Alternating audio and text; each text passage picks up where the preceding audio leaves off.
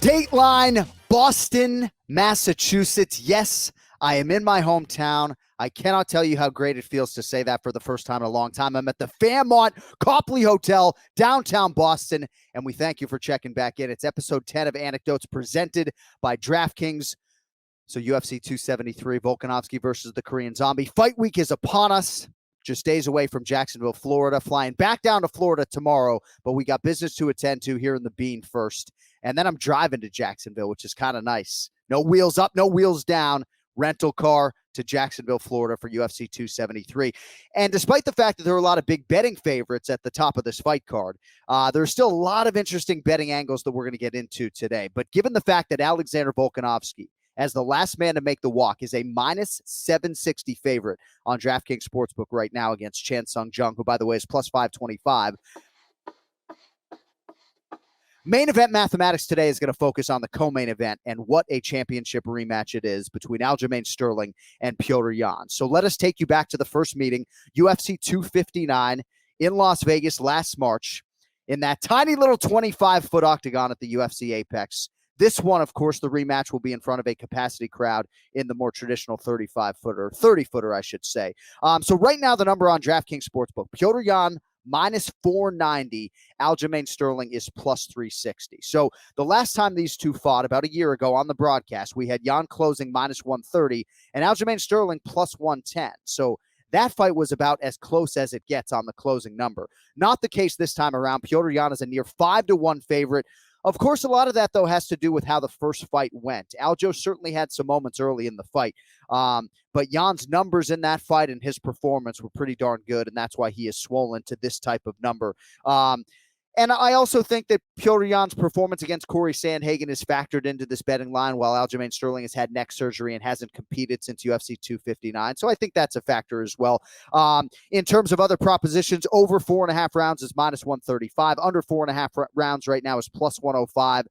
Sterling by knockout, TKO, or DQ, plus 1,600. Aljo by submission is plus 1,000. Sterling by decision, plus 800. For Petr Yan by knockout or TKO or DQ, plus 150. Yan by submission, plus 800. And Petr Yan by decision is plus 120. So little look on the historical numbers on Petr Yan, some recent prices for the UFC's interim bantamweight champion right now. So if we span back his last 5 fights, he was minus 340 against Jimmy Rivera. That was at UFC 238, June of 2019. Fast forward a few months, December 2019, UFC 245, he swelled to minus 550 against Uriah Faber. July of 2020, UFC 251 for the vacant UFC Bantamweight Championship. Petr Yan was minus 240 against Jose Aldo. We mentioned minus 130, softest price, or shortest price, I should say, against Aljamain Sterling. And then he closed minus 220 against Corey Sandhagen for his last fight at UFC 267. That was October 30th of 2021. Poll question this week for AnikDotes. On which betting underdog do you see more value? Gilbert Burns, plus 385 against Khamzat Chimaev, more on that in a moment, or Aljamain Sterling, plus 360 versus Petr Yan. You could also answer that you don't see value on either. So about 50% of respondents, as of this taping, believe that the most value is on Gilbert Burns at plus 385 and not on Aljamain Sterling at plus 360. So it's interesting, right? Because I didn't include the Korean Zombie in the poll question because he's like plus 525 right now. But you look at two similarly priced underdogs, Khamzat Chimaev and Aljamain Sterling, or excuse me, Gilbert Burns and Aljamain Sterling. And I think it's going to be interesting to see where those lines close, because right now, 82% of the bets on DraftKings Sportsbook and 70% of the handle is on Khamzat Chimaev in that particular fight.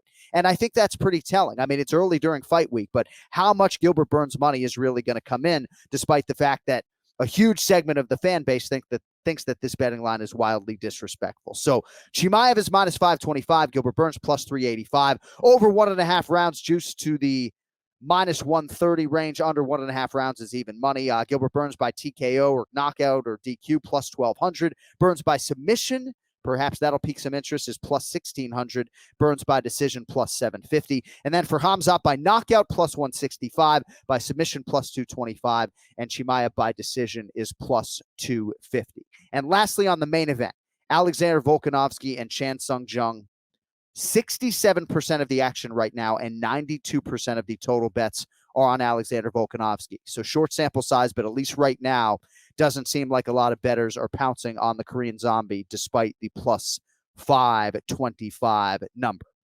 But we got 2 title fights, folks, UFC 273, and now is as good as any time to get in on the action. At Draftkings Sportsbook, the official sports betting partner of UFC, new customers can bet just $5 on any fighter, and you get $100 in free bets, win or lose. This is guaranteed. And don't worry, by the way, if the sportsbook is not available in your state just yet, not a problem. You can still get in on the excitement and play for your share of $1 million in prizes with DraftKings Daily Fantasy MMA contests. So you draft your lineup of fighters, which is so fun to do, by the way, right? Playing general manager of a UFC fantasy lineup. You stay under the salary cap, rack up points for strikes, takedowns, and more.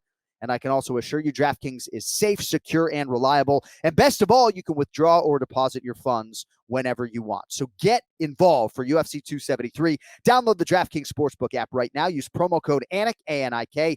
Throw down $5, that's it, on UFC 273, and get $100 in free bets no matter what. That's code ANIK this Saturday at DraftKings Sportsbook, the official sports betting partner of UFC.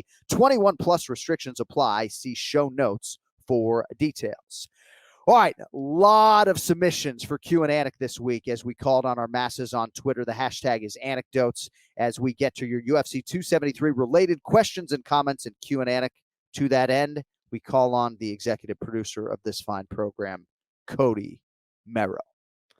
Cody, what's up, kid? I'm on the ground in New England. It's good to see you. I know you're a New Hampshire guy. It feels pretty good to be in Massachusetts. I got the heat going, but it feels pretty good. Back in the homeland. How's it feel, John? It's great, man. Fairmont Copley Plaza. My cousin Lindsay got married here several years ago. You know, I'm not fancy enough for a venue like this, but it is good to be here, and it's good to see you. What's your middle name, by the way? Alexander. Cody Alexander Merrow. All right, so a lot of different submissions came in, so we're going to get to some of these questions, and you got a hot mic, kid. You can fire away anytime. Well, John, I'd love to hear this guy's middle name, but Zane Bando99 wants to know if Khamzat Chimaev gets past Gilbert Burns, do you see the UFC giving him a title shot? Also, I'd love to hear a breakdown of the rankings before the pay-per-view ends. Thanks, J.A. All right, so let me address the second part of the question first. So sometimes when a main event ends, we go racing off the air and quickly get to the post-fight show. Other times you'll see in that working man shot, me and Joe and DC will do sort of our own little post-fight show. So Zane Bando99, I appreciate that you want us to sort of decompress a little bit. I will send that along, that request along to the bosses. But sometimes it just has to do with time and just racing off the air. But it is fun to break down the rankings, and especially after this night, if Khamzat Chimaev is able to beat Gilbert Burns, and he in theory goes from number 11 to number 2 in the world, I would like to hear what Joe Rogan has to say about it for sure. If he beats Gilbert Burns, I think he's going to get a championship opportunity at welterweight. I really do. Now, Leon Edwards could certainly throw a wrench into all of these plans. And I say that because Leon Edwards is going to get the next title shot. And if he beats Kamaru Usman is probably getting an immediate rematch and probably has a clause with that language in it. So short of Leon Edwards beating Kamaru Usman, I do think if Khamzat Chimaev gets by Gilbert Burns and does so decisively and dominantly, he's getting a title shot for sure. The next one from Zoltan, New York, an under-the-radar topic at UFC 273 is the Jan and Sterling rematch being contested in a championship-preferred 30-foot cage, as opposed to the Apex 25-foot cage. Do you think that a 44% larger surface area to move will affect this fight? Yeah, it's a good question. I do think it will have an impact of some kind. I would slightly lean towards Petr Yan. I just think with all of his athleticism and his gifts, work his footwork a little bit. I think slight lean there in terms of an advantage for Petr Yan. But it is interesting. Certainly for me, I prefer the big guy for the championship fights. I thought it was really weird that Stipe and DC closed out their trilogy at the UFC Apex. You know, Francis Ngannou knocked out Stipe at the Apex. Of course, the first fight between Aljo and Petr Yan took place at the UFC Apex. I'm all for the 30-footer. And even though it's only like 31% bigger, as Zoltan, New York wisely points out, the surface area, 44%, that sounds high, but I do think it's north of 40%, and certainly something that bears watching. But let us all just rejoice the fact that we got the big guy coming up Saturday night. Yeah, John, I'm a producer extraordinaire, not a math teacher, so I won't pretend to know that. The next one coming up from Keel_Jed, or Jed Keel. What do you think is holding up Nate Diaz? Are they waiting on Conor? Where does Dustin fit into all this? It's a good question, and I wish I had a good answer, right? I guess the short answer is I do think they're waiting on Conor McGregor to get some sort of timeline for him, because I do believe a trilogy fight between Conor McGregor and Nathan Diaz is as big a fight as we can produce. And I know that is not breaking news of any kind. But, oftentimes in the fight game, you do have to strike while the iron is hot. And if both of those guys go into contest with somebody else, maybe that fight goes away for good. So it's hard for me to think of anything off the top of my head that would have been another reason for delay, maybe politicking on the Nathan Diaz side. I don't know. I think Poirier watched that fight. He understands the magnitude of that fight and that matchup. But I do believe they want some sort of timeline on Conor McGregor, because I do think priority one for the UFC, and this is not informed speculation, but I think their first priority right now for Nate Diaz is to have that last fight on his contract be against Conor McGregor. That's up.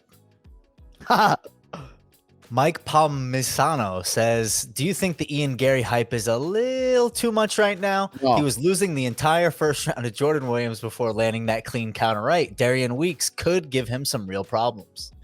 I don't disagree that Darian Weeks poses a threat. I think that's fair. He's a great athlete. He's a good striker, and he's certainly not going to be fazed by all of the Ian Gary hype. But if you don't want to take it from me, and you think it's promotional hyperbole coming from me, take it from his teammates and all these high-level coaches and training partners at Sanford MMA that wax poetic about Ian Gary when they talk to me. I mean, Derek Brunson and so many other athletes have said, man, keep an eye on this Ian Gary. He came into this gym. He only graced that gym late 2021. I think he moved down there in 2021, so he's just getting going. And again, a lot of superlatives coming out of that gym for Ian Gary. So, yeah, he's a big favorite this weekend. I think Darian Weeks will provide that requisite next step and next test. But I do believe Ian Gary is for real, and I wouldn't be at all surprised to see him shine here Saturday night. Well, speaking of Florida, I mean, John, look at the difference between you and I. I'm a New Englander. You're from down in Florida. I look like a ghost. Hey, man, we run outside. That sun hits the face. I mean, my daughters are bemoaning the fact that I look like 55 with the wrinkles, widow's peak. No, not widow's peak. What is it called? Like the birds next to the eyes? Crow's feet. And widow's peak is like here. Crow's feet. Yeah, my daughters are bemoaning the fact that I have crow's feet at age 43. I don't know what to tell you. I like the sun. They're mean.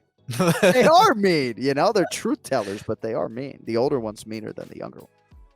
Well, I'm looking forward to seeing how mean Aljamain Sterling looks, and so is Ibaksmak, a.k.a. Cole. He says, I feel like there's value to be had on the unknown of the surgically repaired Aljo. He had to have learned a lot from the first fight. Getting healthy makes him even more dangerous this time around, but Mount Petr Yan is a tall mountain to climb. Yeah, I mean, it seems like he's making a case for Aljamain Sterling, but then sort of backing up his point by saying, but hey, man, Petr Yan's a savage, right? I certainly draw a lot of confidence from Ray Longo on the Anik and Florian podcast earlier this week, because so much of his confidence in his athletes has to do with not just the quality of the training camp, which for Aljamain Sterling took place back at home and not in Las Vegas this time around, but the health of his athletes. He's had a lot of injury-prone guys, Ali Quinta and Aljamain Sterling. Chris Weidman has dealt with a lot of injuries, and Ray really was in a good place verbally with us. And yeah, I mean, I'm encouraged that, Aljo was fighting with pain and ailments in the past, and now he's 100% healthy. He has had a year off. He certainly, I think, has more lessons to learn from that first fight than maybe Petr Yan did, because Yan realized more success in the first fight. I'm excited to see what Aljamain Sterling can do with the opportunity. I'm excited to see what Gilbert Burns can do with the opportunity. But I do believe that they both deserve to be decided betting underdogs. And I'm not going to say they should be as pronounced as they are. But I think Aljamain is going to have to fight a near perfect fight. And I think Petr Yan can be less perfect this weekend and still win. Well, he's not the sports book, but he's got it on his shirt. So you came to the right place here on AnikDotes. The next question from WizWit215. Is Yan not having his cornerman with him a bigger deal than people are making it? Petr Yan is so sound of mind. He's a really, really special physical athlete, as our fan base can attest, but mentally he is just so forged and so strong. And I think, as a human being, having two young boys in his mid-20s, I think that forced him in his personal life to grow up pretty quickly. I haven't seen the corner audio sheet. I don't know exactly who is going to be with Petr Yan or who is not going to be there. I know he is in South Florida already. He has been training with Pahumpa. He has been training at American Top Team. But as of this taping of AnikDotes, there are still some coaches that don't know exactly what's going to happen with that Petr Yan corner on Saturday night. But the short answer is, do I think people are making too big a deal of this? Unequivocally, yes. Not a big deal. So it's going to be Sean O'Malley, Hasbulla. Yeah. And I don't know, fill in a third blank there. Yeah. Sorry, I didn't come prepared. No, I mean, and, it's not to say that Petr Yan thinks this is going to be a one-round fight per se, but he's such a student of the game. He's such a coach within a fighter that, if he had to go in there with no coaches and go back to his stool, I mean, you need a cut man in theory, but, do I think Petr Yan could win this fight without his coaches? I'll whisper it. I do. Chuck and Nux asks, why won't the UFC add more weight classes? Yeah, we've heard this a lot. And again, the question goes on to say specifically in between 205 pounds and 265 pounds. So I think it's a depth issue up there. I mean, I do think there is something simplistic and easy to wrap your head around if you just had weight classes every 10 pounds. But I don't know that you want to sort of upset the apple cart when it comes to like UFC divisional welterweight history. All of a sudden that becomes a 175-pound division. I don't necessarily love that. But I think bigger picture, it's a depth issue. I mean, you see the 60-pound gap. But let's just take Chris Daukaus, right, as a guy who maybe you think is a tweener between heavyweight and light heavyweight. Say what you want about Chris Daukaus, the fighter. I mean, I think he's certainly a top 15 heavyweight, maybe top 10 heavyweight. He's headlined twice for the UFC at heavyweight in the last 4 months, So all of a sudden, Chris Daukaus becomes a cruiserweight or whatever you call it, 225-pound fighter. You're taking away from depth at heavyweight and depth at light heavyweight. And at least right now in the UFC, those divisions aren't as deep as some of the ones below them. So I do think, by and large, it's a depth issue, but we got a lot of tweeners, man. And the fan in me would certainly like to see a 225-pound division in the UFC. Well, another one of those fighters that could span a couple of weight classes headlines this next event at UFC 273. Hecon MMA asks, where does Volkanovski rank at 145 all time with a win at UFC 273? So when people talk about John Jones and George St. Pierre, a lot of their legacy is rooted in title defenses and a whole lot of them, right? Then you look at guys like Khabib Nurmagomedov, who I think had maybe 3 title defenses. Kamaru Usman, they're starting to pile up. Alexander Volkanovski has won 20 straight fights, and it's a 3-headed monster when it comes to the greatest featherweight of all time. With respect to Conor McGregor, right? For me, it's either Jose Aldo, Max Holloway, or Alexander Volkanovski. And Volk has 3 head-to-head wins against those guys. He's won 20 straight fights, but this is just his 3rd undisputed championship title defense in the UFC. So it's hard to talk historical terms when guys are still in the middle of their UFC career. And I think for Volkanovski, maybe right now he's hitting like the midway point of his UFC career at 10-0. So it's an incomplete answer. But certainly if he was able to, say, finish the Korean Zombie this weekend and add that scalp to his total, I mean, he's creeping up. Right now, for me, Max Holloway is the greatest featherweight of all time. Volkanovski is creeping and expeditiously. I'll leave it at that. Just another reason to watch this great pay-per-view this weekend. Angel Lisa asks, which underdog do you think will win their fight this weekend at UFC 273? All right, I can't answer that question because I'm calling the fights, but quick look at the board. Maybe Tisha Torres is a little bit undervalued. It was a pick'em. Now she is in the plus. So, I think Torres has a pretty good chance to win. And I think maybe Aspen Ladd is a little bit undervalued in the plus 165 range. She's in outstanding shape and she's married to the game. Raquel Pennington stepping up on short notice. Rocky's in great current form. I have no doubt that she'll be in great shape and ready to perform and ideally extend her winning streak to 4. But certainly I was surprised to see Aspen Ladd, as high as plus 165. John, last question here from Joshua Eichholtz. Now, what started as a bathroom robe debutante has now turned into one of the hottest names in the sport. Can you ask Khamzat Chimaev if he plans on fighting Kamaru Usman after a win on Saturday? Yeah, I will pose that question to him in our fighter meeting if he plans on fighting Kamaru Usman. But I think when it comes to Khamzat Chimaev, he fought the Leech Li Jingliang back in October, and in a perfect world, he would have already been back in there. So I think that's going to be the big promotional challenge. is keeping Khamzat Chimaev satisfied and keeping him busy. Now, this Gilbert Burns fight could be an absolute war. And one thing Khamzat Chimaev has said to us repeatedly in our fighter meetings, he wants a war. He wants to be tested. He wants to be hit. He wants to be challenged because he wants to see how he will respond. He knows how he responds in training, and by and large, he dominates that setting. But he wants to be tested. And so perhaps if he goes through a war, maybe he's on the shelf for 6 months. I think the challenge is going to be staying active, right? Because Leon Edwards and Kamaru Usman might not fight until December, and I don't think Khamzat Chimaev is going to take the rest of the year off. So there are a lot of balls in the air when it comes to the welterweight division. There's another welterweight main event coming up April 16th. But I'll ask him if he thinks Kamaru Usman is going to be next with a win for sure. And then quickly, one thing on the way out from Jon Anik, and thank you very much, Cody, but Sean Sheehan, an MMA mind and journalist and host, has really become an expert when it comes to the judging and the scoring. And one question that he asked, didn't make the final cut for Jon Anik, was, what about a judging expert on the broadcast? And I think it's a brilliant idea, right? Not necessarily somebody who is a mixed martial arts expert, somebody who is an expert when it comes to the scoring language and judging MMA and how that language is to be interpreted. I think it would be a huge, huge asset to our broadcast, and I recommend Sean Sheehan. All right, before we get out of here, rip up your tickets, Anik's action, all of that stuff. So I did hedge my Duke future with some small plays on North Carolina in the Final Four. But I had a huge bet on Duke to win it all at 14-1. Two-part wager. I thought they were going to win it all, but I also wanted to take down Coach K. I'm not a big Mike Krzyzewski fan, sorry. So was kind of happy to see the Tar Heels spoil his going away party. But I'm going to be paying the man this week for sure because of the big Duke bet. And I will also leave you with this on the college basketball front. I will never bet on Gonzaga to win the national championship again. I'm a glutton for punishment every year. It was small this year. I rip up that ticket every year.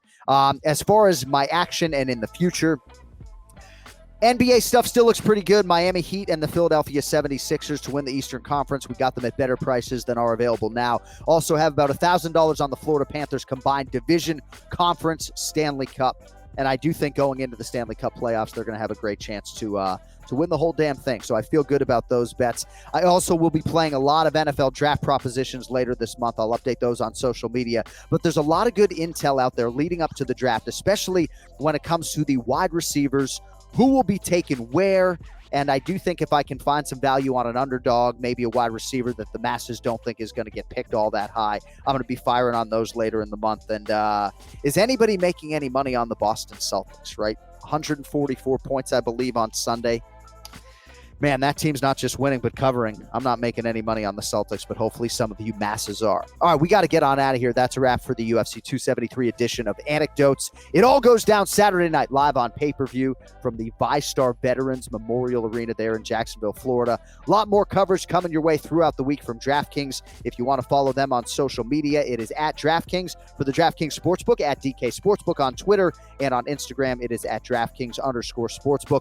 Also, look out for my Fast Finishes odds boost. That is coming up on social media this weekend. I'm coming off a loss at UFC 272, so I feel pretty good about the option we're going to give you for UFC 273. We're going to get on track. We got 2 fights for you on the main card, and we think we're getting a finish in both of those. All right, with that, I hope you have a healthy week, a productive week, a profitable weekend, if that applies, and enjoy the pay-per-view. With that, for my producer, Cody, I'm Jon Anik saying so long from Boston, Massachusetts. Won't be long now, folks. We will see you Saturday Night Live for UFC 273. Until then, be well. Yo, later.